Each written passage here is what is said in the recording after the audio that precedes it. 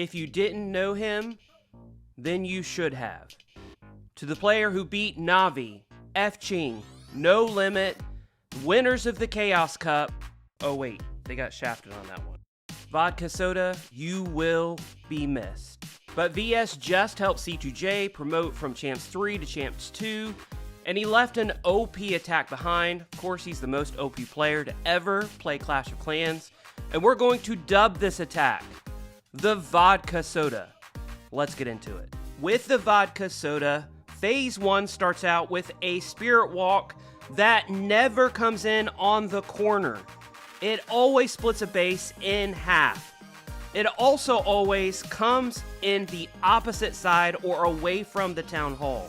Also, none of this invis on the 7 and 3 stuff, just your traditional Spirit Walk with a recall spell at the end.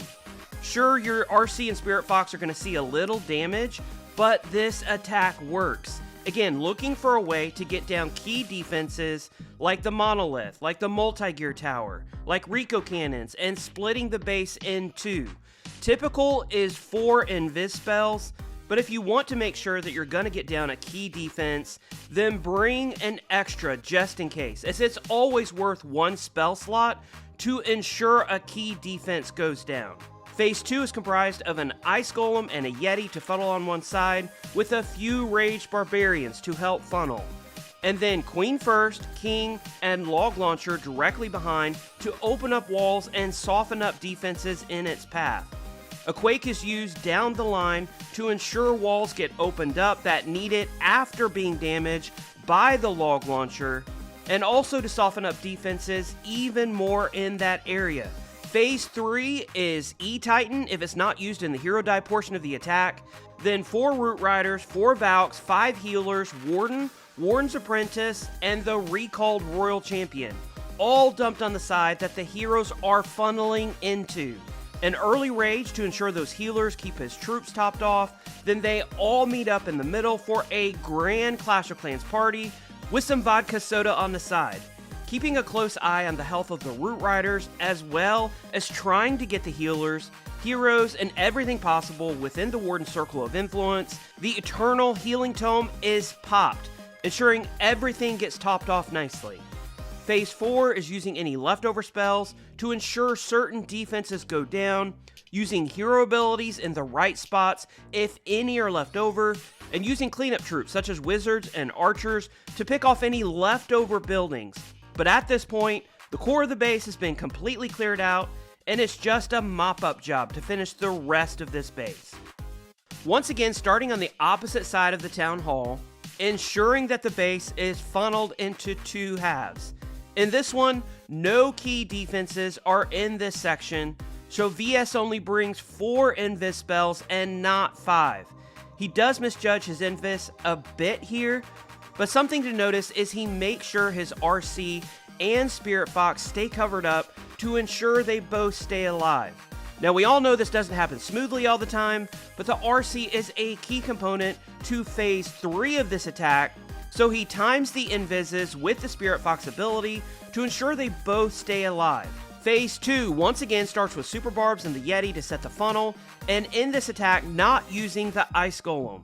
Since he's coming in on the Monolith, he knows that there's likely to be Skelly Traps to hold up a hero, like the King or the Queen, so he instead uses the E-Titan with his Hero Dive to help them through that section of the base. A Skelly spell in front of the Monolith, again, to save the health of the heroes, and distract till it can be taken down by the Queen. A Quake directly behind the Monolith, again, to soften up defenses, making them easier to destroy, and also to help ensure those walls go down, leaving a clear path for the Queen and Yetis in the Long Launcher in this instance, ensuring they don't get stuck while Phase 3 of the attack is started. Now, using the Warden's Tome is a skill that can't necessarily be taught, as it's more of an instinct that has to be learned, but watching Root Rider and hero health and ensuring we are catching as many troops as possible within the Warden's aura are the triggers. Phase 4 is looking for solid spell usage, such as freezing an Inferno Tower that will definitely give us problems later in the attack, and using cleanup troops to pick off any free trash buildings around the base.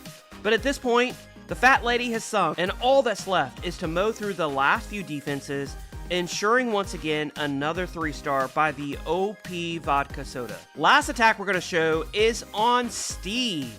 I am Steve. Who knows, maybe it is the same Steve. Again, starting off with an RC walk opposite the town hall with 4 invis spells. There is a Rico cannon here, which is a key defense to get down, but remember the Spirit Walk isn't necessarily to get down key defenses. It's a bonus for sure, but in today's base building environment, oftentimes key defenses are trapped up like crazy. So don't always be set on getting the monolith or getting the multi-gear tower down. Look for funneling and pathing, and the attack will take care of itself. Once the RC is recalled, then phase 2 of the attack is started. Now I'm pretty sure VS meant to put his king down here after putting down his queen, but instead he misclicks and puts down his warden. No worries at all, as number 1, this is Vodka Soda we're talking about, the most OP player in Clash of Clans history, and this attack is OP in and of itself. Phase 3 starts with Super Barbs funneling at 6, then Ice Golem, Root Riders, Healers, Loons, King, Warden's Apprentice, Valks, and RC, where they will eventually meet up with the Warden and the Yetis that come out of that log launcher.